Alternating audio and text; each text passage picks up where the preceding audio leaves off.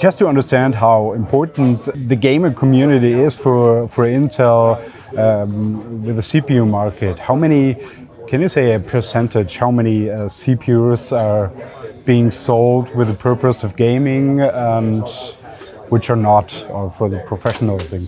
Can you say, I don't know, half of the CPUs are going to be gaming CPUs, or do you have any information on that? Well, so your question about how important the gaming community is, I think it's a good one, and it's easy to answer. Very important for a couple of reasons, right? And more than just a share question. So the couple of reasons why gaming is really important to Intel. First, it's because the gaming community is very vocal, and so they give a lot of feedback about what they want to see in products. We listen to that feedback, we actually change our products and make them better. So we actually really appreciate that kind of interaction, the back and forth feedback to make our products better. But gaming itself is a really hard workload, just technically. It's very complex, it requires a lot of compute. And so if you can do the right thing from a compute perspective, from a processor point of view, to make gaming run really, really well, well then guess what? Most other things are going to run really, really well too, right? And so gaming is really important for us from a technical perspective, right? And the community is really important to us from a feedback perspective to make the best products possible. And as a company, what we really strive to do is to bring the best technology forward. So that's the first part. You asked about share. You asked about kind of numbers. Well, there's a little over 1.5 billion PC gamers in the world, right? We service a large share of those, and so when you just do the math on that, it's a pretty large community for us, and obviously very important for us to service. What do you think? How did gamers adapt the hybrid architecture with E-cores and P-cores? Honestly, I think they didn't know what to think at first, right? I think, and again, I'm actually a gamer myself. I love gaming. I've been gaming for a long, long time, playing competitively on the scene for a while. I build my own computers to play games. So and even I, right, was a little confused at first about whether this would be really good for gaming. And what I'd say is, what we've been able to demonstrate is that hybrid architecture is actually really, really good for gaming. At first, it was this really big misconception or this perception that you would need to disable the E-cores in order to game really, really well, right? Because, really what you want are the performing cores. Games want high-performing cores, so you got to disable the E-cores in order to make games run really, really well. Well, it turns out that when you do that, games actually run worse. And part of that reason is for a couple of reasons. First is because games, as we know, really typically scale between 6 and 8 games on average, or 6 and 8 cores on average. And so the games themselves want to land on somewhere between 6 and 8 cores. Well, we have 8 performing cores, and so that's part one. But that's on average. A lot of games are starting to scale for more and more cores, right? And so if you disable those cores, then there are no cores for those to land. There's no place for those games who want more and more threads to land those threads onto the cores. And so having those efficiency cores there actually allow those games who want more threads, who want a wider thread capability, to be able to land.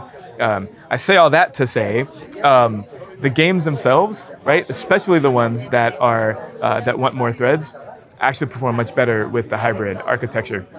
A game like Ashes of Singularity, for example, performs way better with the efficiency cores. And we've seen that even scale much higher when we added 8 more cores with 13th gen than we did with 12th. That game just screams on 13th gen versus 12th gen. Okay, but I think there was not only a misperception, but actual issues. Some games even performed worse with E-cores, so they had to. Yeah, it was necessary to disable the E-cores. Is Intel aware about this, and what do you do against this, beside of talking to I don't know, publishers, developers, and what do you do against this? Well, so there's a couple of things here, right? So first, it's as I talked about, there are a lot of games and more games are starting to scale more with more cores, more threads. That's true. It's just as true that there are some games that don't, right? There are some games that scale more with frequency. There are some games that score more with memory, or that scale better with memory and with better latency. And so the ones with frequency in particular are the ones that if you were to, for some reason, want to disable your cores, would be the kinds of games that would actually do better, because if you've got the same power delivery, that means that you're going to end up with more power through the fewer cores, and it actually run those games a little harder, a little better. That's not true for all games, right? And it's especially not true for some games where the developers have coded it in a certain way, or where they've optimized it to actually run better with the hybrid architecture. It's especially not true if you're trying to do more things than just game while you're gaming, right? So let's say that you're gaming on a game that only wants six performing cores, but simultaneously, you're also trying to stream something, or you're broadcasting your game stream, and you want to be on Discord all at the same time. Well, guess what? That game performance is going to suffer, even though that game only wants six threads and you can, or six cores, and you can actually run it with those 6 cores. Your game performance is going to suffer because you're trying to do all those other things. You don't have enough cores in order to go run them. Having those hybrid architecture, having those efficiency cores, actually allows you to drop those other tasks, the streaming, the broadcasting, Discord, whatever, on those background tasks on those efficiency cores, to allow those performing cores to be dedicated to that game.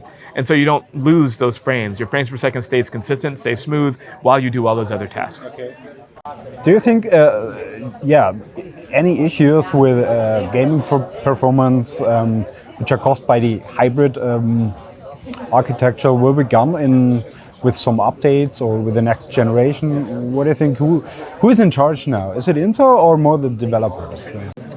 Well, so I think in general, the process that we use in order to make sure that games run best on our silicon, right? That game developers have all the tools that they need in order to make their games and bring those game experiences onto the systems that gamers are actually going to play. There's a couple things that happen here. First, before we actually launch products, we partner with game developers and operating system vendors to go and do all the debugging, right? To drop whatever games onto newer silicon, onto our new systems, and see, okay, how does it perform?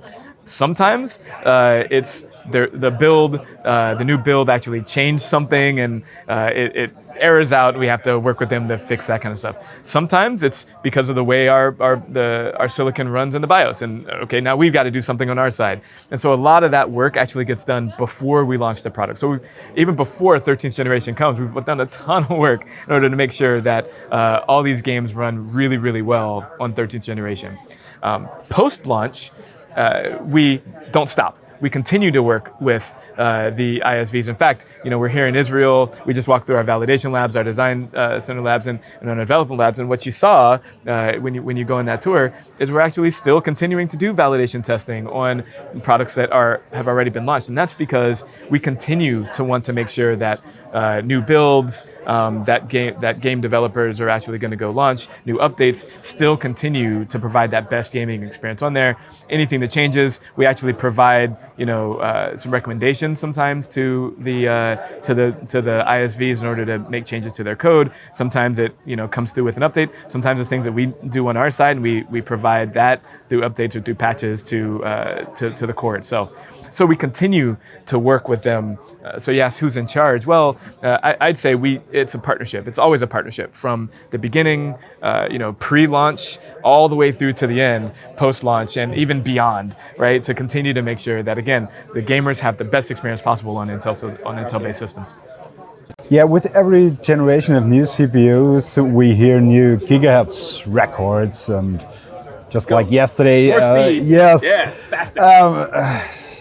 How do I say that politely? Are gamers really that simple-minded that this works for the marketing for gaming, or? I don't know. I mean, I can't speak for all gamers, but for me, more speed is fat. I mean, it's better. Like I want the best. I want the fastest. You know, so yeah. For me, I tried the other way absolutely want the around. fastest. On other aspects at the gamer in the gaming marketing. Yeah, I mean you have the manufacturer view of in the marketing, what just works. What about power efficiency? I know it's always I was being a step facetious, better. so I but started. yeah. I started with the speed part, right? So yes, I want faster. I just like speed. I like to go as fast as I possibly can, and part of that actually does translate into game performance and game experience. And I think gamers recognize that. Honestly, you know, you asked, are gamers simple enough to where it's just more? I think it's the opposite. I think gamers are some of the savviest consumers in the market. They know what they want. All the way down to, you know, spec-int rates, all the way down to power delivery. They look at way more detail and information than most consumers, whether it's a commercial buyer or a consumer or broad-based consumer. So I'd actually go the opposite and say the gamers are far savvier and they know exactly what they want. More speed often translates to more performance. And so, you know, it's not just about faster, it's about getting the best performance out of your system. But you're right that it's not just about the fastest necessarily equaling the best. I think gamers aren't just savvy, but they're multifaceted. There are lots of different kind of gamers out there.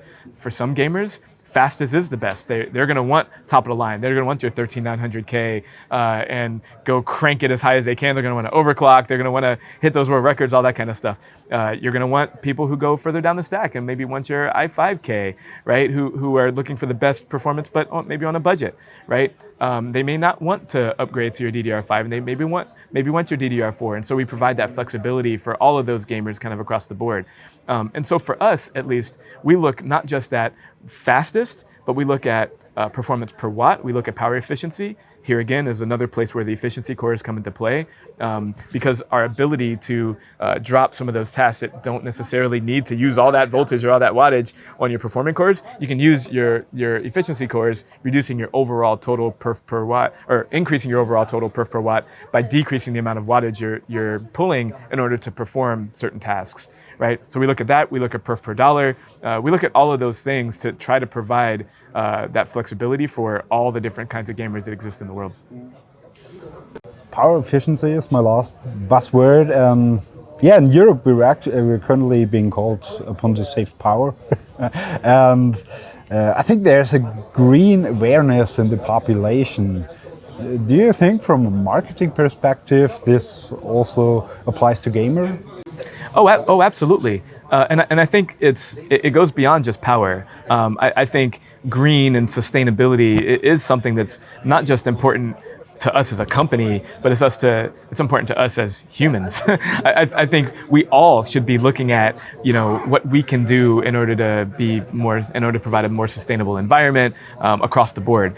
Intel, we do this in our fabs. We are one of the top water reclamation and water recycling companies in the world. In fact, our new site in Arizona has a net positive to the state of Arizona in terms of water usage. If you look at everything that we do there, we actually give water back to the state of Arizona instead of using it, even though we have one of the largest semiconductor manufacturing facility there that uses a ton of water, right? All the way through to our chips, where I just mentioned what we're doing in terms of driving more efficiency into our silicon, into how we actually, you know, enable it to provide the workloads.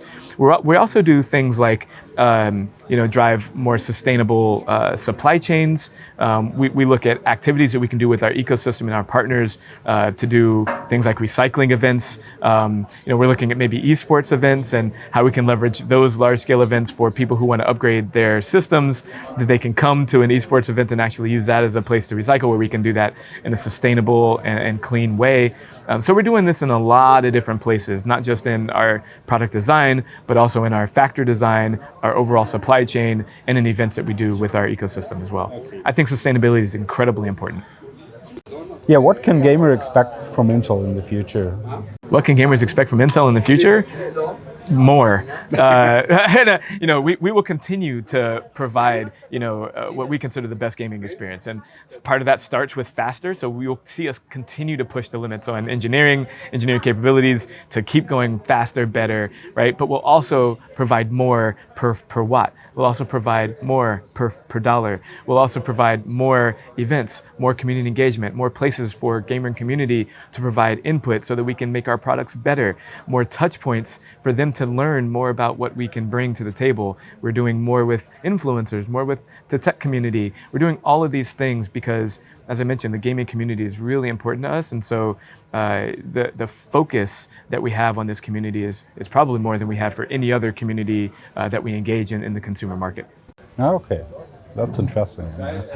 Okay, that's it. Thank you so much. No, it's my pleasure. Thanks for having me.